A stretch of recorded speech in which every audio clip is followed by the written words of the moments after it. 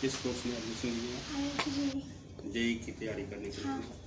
अच्छा, इस इंस्टीट्यूट में पढ़ने के बाद और भी किसी दूसरे तरफ से बाहरी मतलब किसी किताब या चाहे और भी किसी दूसरे इंस्टीट्यूट से आपको हेल्प लेने की ज़रूरत पड़ती है, या इसी इंस्टीट्यूट में आपको सारे कोर्स की पढ़ाई करा दी जाती है? नहीं, इसी इंस्टीट्यूट में सारे कोर्स की पढ़ाई करा दी जाती है। स्टडी मटेरियल और प्रीवियस ईयर्स की क्वेश्चन की तैयारियों के लिए क्या लगता है कि यहाँ के टीचर जो हैं वो कोऑपरेटिव हैं, डाउट क्लियर कराते हैं कि नहीं कराते हैं? हाँ, सारे डाउट क्लियर कराता हूँ। चलिए ठीक है। यहाँ डाउट को क्लियर किया जाता है स्पेशली, और यहाँ पर इस तरीके से पढ़ाया जाता है जिससे हमारा सिलेक्शन हो सके, और यहाँ सारे बच्चों को प्रॉपर वे में गाइडलाइन किया जाता है। स्टडी मटेरियल की बात करें तो क्या कुछ यहाँ से मटेरियल भी उपलब्ध कराया जाता है? मटेरियल दिया जाता है, मटेरियल भी दिया जाता है जिससे हमारा नीट की प्रीवियस ईयर और इस कोचिंग का कुछ अच्छा सा क्वेश्चन उसमें प्रोवाइड रहता है। चलो थैंक यू। किस कोर्स में आपका नामांकन हुआ है? नीट में। नीट में। क्या नाम है आपका? यस। कौन से इंस्टीट्यूट में भी आप एडमिशन कराएं? एडिडास। कौन कौन से सब्जेक्ट की पढ़ाई होती है और कौन से सर कराते हैं? बायो फिजिक्स केमिस्ट्री की पढ़ाई होती है। बायो आयतर सर और नेहा मैम करवाते हैं, और फिजिक्स अविनाश सर करवाते हैं, और केमिस्ट्री नारायण सर करवाते हैं। अच्छा चलिए, क्या लगता है कि यहाँ पर में जो है सो और भी बहुत सारे कोचिंग इंस्टीट्यूट है, लेकिन आपने इसी कोचिंग इंस्टीट्यूट को चुना है, क्या कुछ अलग लगा इस इंस्टीट्यूट में? इसमें सारे कोचिंग से अगर अलग सवाल हम पूछ देंगे तो सही। हम यहाँ पे सर फिजिक्स देखते हैं। फिजिक्स जी, क्या लगता है सर इस बार जो जेई का जो रिजल्ट आया है उसमें फिजिक्स में बहुत सारा कॉम्प्लिकेशन आया है और दिक्कतें आई हैं बच्चों को, क्या कुछ लगता है कि जो इस तरह से क्यों प्रॉब्लम आ रही है? सर इसका एक मेजर कारण हो सकता है बच्चों का जो फंडामेंटल है, जो बेस है, अगर उस पर वर्क नहीं होगा तो वो हमेशा ही प्रॉब्लम क्रिएट करता रहे। तो यहाँ पर इस इंस्टीट्यूट में हम लोग ज़्यादा कोशिश करते हैं कि उनके बेस को क्लियर करें, और अगर बेस क्लियर होगा तो वो मतलब ऊपर की जो चीज़ें पूछी जाती है जेई में, जो कि क्वेश्चन थोड़ा टफ होता है, थोड़ा क्वेश्चन ट्विस्ट करा जाता है, तो वो ट्विस्टेड क्वेश्चन आप तभी कर सकते हैं जब आपका बेस बहुत अच्छा हो। ठीक है, तो उस पर हम लोग स्पेशल फोकस करते हैं, क्योंकि बच्चे बहुत जगह से आते हैं तो उसके वजह से वो अलग अलग तरीक़ों से पढ़े होते हैं। तो यहाँ पर उन सभी बच्चों को एक एक दिशा में लेके हम लोग चलते हैं, और कोशिश करते हैं कि उनका फंडामेंटल अच्छा कराया जा सके, ताकि वो जो ट्विस्टेड क्वेश्चंस होते हैं जेई चाहे नीट में, उसमें वो बेहतर परफॉर्म कर सके। जैसे कि हम लोग सभी जानते हैं कि इस बिहार में जो है सो इंग्लिश में जो स्टडी मटेरियल होते हैं या क्वेश्चन होते हैं, इंग्लिश में जो किताबें होती हैं वो बहुत कम ही बच्चे ऐसे होते हैं जो उसको डेवलप कर पाते हैं, और हिंदी मीडियम से जो पढ़े हुए बच्चे होते हैं उनको पढ़ाने में और समझाने में क्या कुछ कठिनाइयाँ आ पाती हैं? हिंदी मीडियम से बच्चे कठिनाइयाँ बस देखिए, कॉन्सेप्ट का अगर हम लोग बात करें तो कॉन्सेप्ट हिंदी और इंग्लिश में सेम है, केवल उस चीज़ को लॉजिकली हमें प्रेजेंट करना होता है। जैसे फिजिक्स का अगर हम बात करें पर्सनली, तो फिजिक्स में चीज़ें लॉजिकल होती है, तो आप एक तो कॉन्सेप्ट से समझ सकते हैं, दूसरा उसको लॉजिक से समझ सकते हैं। तो यहाँ पर हम लोग कोशिश करते हैं कि कुछ ऐसा उदाहरण दे सकें जिससे कि वो कॉन्सेप्ट उसको इजीली समझ में आ जाए, और वो बहुत दिन तक उसको याद रहे कि अच्छा ऐसा कुछ बोला गया था। तो वो चीज़ उसको एग्जाम हॉल में भी अचानक से याद आ जाती है कभी कभी। जैसे आप किसी टीचर से पढ़ते हैं और कुछ चीज़ों को अच्छे से अगर समझाया जाता है तो वो चीज़ें समझ में आ जाती है, चाहे वो हिंदी मीडियम हो चाहे इंग्लिश मीडियम, कॉन्सेप्ट तो एक ही है। तो कोशिश प्रयास ये रहता है कि उसको किसी उदाहरण से दे सके जो उनके जीवन से कनेक्ट हो, और उसके वजह से वो चीज़ें उनको ज़्यादा अच्छे से समझ में आए और ज़्यादा दिन तक उनके अंदर में वो चीज़ें रहें। चलिए सर, हमारे चैनल से बात करने के लिए आपका परिचय सर जानना चाहेंगे? तो मेरा नाम अविनाश कुमार है, मैं खुद भी एक इंजीनियर हूँ, बीटेक ग्रुप से। Thank you. हमारे चैनल पे आज हम बोरिंग रोड पे एडुयार्ड्स कोचिंग इंस्टीट्यूट में आए हुए हैं। ये कोचिंग इंस्टीट्यूट आईआईटी जेई का तैयारी कराता है।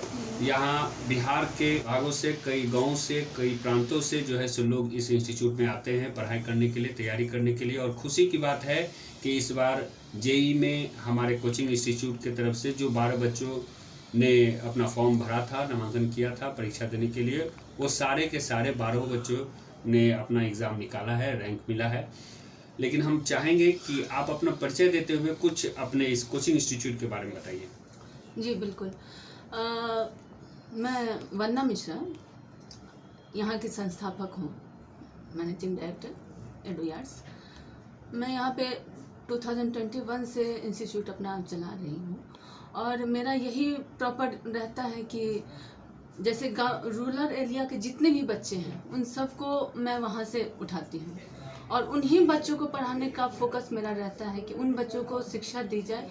जितना मिनिमम कम से कम अमाउंट में हम दे सकते हैं वो हम प्रोवाइड करवाते हैं उनको, और जितना बेहतर शिक्षा दे सकते हैं अपनी मतलब जितना मेरी एबिलिटी नहीं है उससे ज़्यादा मैं बच्चों के लिए सोच के यही सोच के करती हूँ कि मैं उन बच्चों को भी अपना बच्चा मानती हूँ। मेरा बच्चा जो कर सकता है, मैं जहाँ तक कर सकता है मैं वहाँ तक उसको प्रोवाइड करवाती हूँ।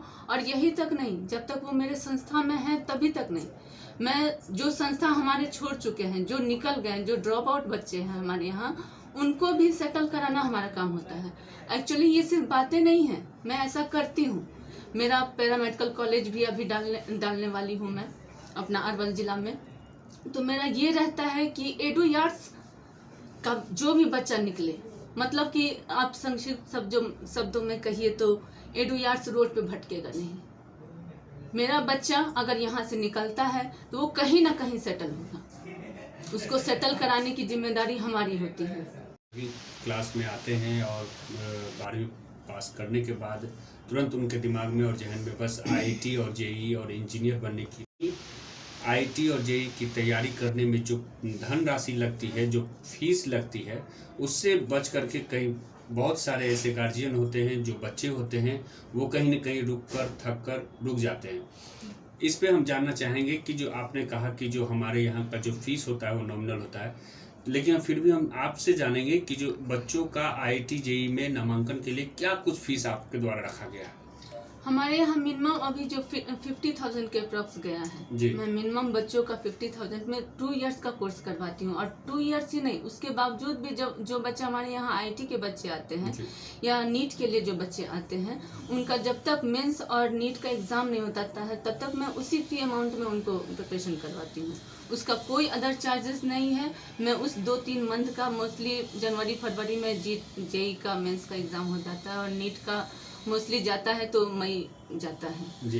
तब तक का पढ़ाने का जिम्मेदारी हमारा रहता है। उसके बाद वो 50,000 के अलावा 80,000 के अलावा जो भी है, जो जिस एवरेज के बच्चे आते हैं, कुछ बच्चे होते हैं जो एफोर्ड कर सकते हैं, उनका मैं उसी हिसाब से करती हूँ। जो नहीं कर सकते, अभी हमारे पास बिहार बोर्ड के कितने ही बच्चे आए हैं जो पढ़ने में उनका परसेंटेज अच्छा रहा है, देन मैंने उनका 45-50 तक एडमिशन लिया है।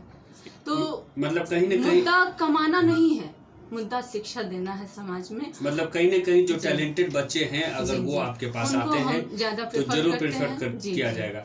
और ये जो एक भ्रांति फैली हुई है, जो मार्केट में एजुकेशन के नाम पे ठगी की जा रही है, पैसों की उगाही की जा रही है, वो आपसे बात कर और यहाँ घूम कि आपके इंस्टीट्यूट का जो एक मोटिव है, वो मोटिव बस यही है कि किस तरीके से बच्चों को ज्ञान दिया जाए और उनके मन में अगर आईआईटी और जेईई को कंप्लीट करना है तो वो कैसे कराया जाए, वो सिर्फ एडू यार्ड के तरफ से ही कराया जाएगा। शिक्षित करना ही मेरा यही मोटिव है कि मैं बच्चों को कम से कम, जो मेरा बच्चा मेरे पास आ चुका है, जो एडू यार्ड्स में एंट्री कर गया है, उसको यहाँ से ऐसे तो जाना नहीं देना है। ठीक है, हर बच्चा आईआईटी प्रेफर नहीं कर पाता है, नीट प्रेफर नहीं करता, क्योंकि हम सब जानते हैं कि मैं तो उनको 2 साल पढ़ाऊंगी, उसके आगे का क्या, उसके आगे का अगर 12 लाख 15 लाख 20 लाख अगर देने लायक बच्चे नहीं हैं, देन वो रुके ना, उनको कहीं ना कहीं सेटल करना है। ऐसा थोड़ी है कि नीट का एग्ज़ाम जो बच्चा देता है सिर्फ उसके लिए डॉक्टर लाइन ही एक लाइन है, या आईटी में जो बच्चे बैठते हैं, मेंस में जो बच्चे बैठते हैं, एडवांस में जो बच्चे बैठते हैं, वो इंजीनियर के सिवा और कुछ नहीं कर सकते। बिल्कुल कर सकते हैं, और यही हमारा कोशिश रहता है कि वो कहीं ना कहीं सेटल हो जाए, कहीं ना कहीं सेटल। और 50 लाख 30 लाख 35 लाख का पैकेज पे अगर कहीं उन बच्चे सेट हो जाते हैं, ये मेरा जिम्मेदारी रहता है कि उन बच्चों को कैसे उस जगह तक पहुंचाया जा सके। तो कहीं न कहीं अगर बच्चों की कामयाबी के पीछे आपका हाथ है, और अगर बच्चे कामयाब होते हैं तो बच्चों से ज़्यादा शायद आप लोगों को भी खुशी जरूर मिलती होगी। बिल्कुल खुशी मिलती है। हमारे बच्चे अगर कहीं किसी स्टेज पे हैं तो मेरे लिए भी अच्छा होता है ना, मैं गर्व से कह पाती हूँ कि ये हमारा बच्चा, हमारे इंस्टीट्यूट का बच्चा है। चलिए मैडम, इतनी महत्वपूर्ण जानकारी देने के लिए आपका बहुत बहुत धन्यवाद। वीडियो बना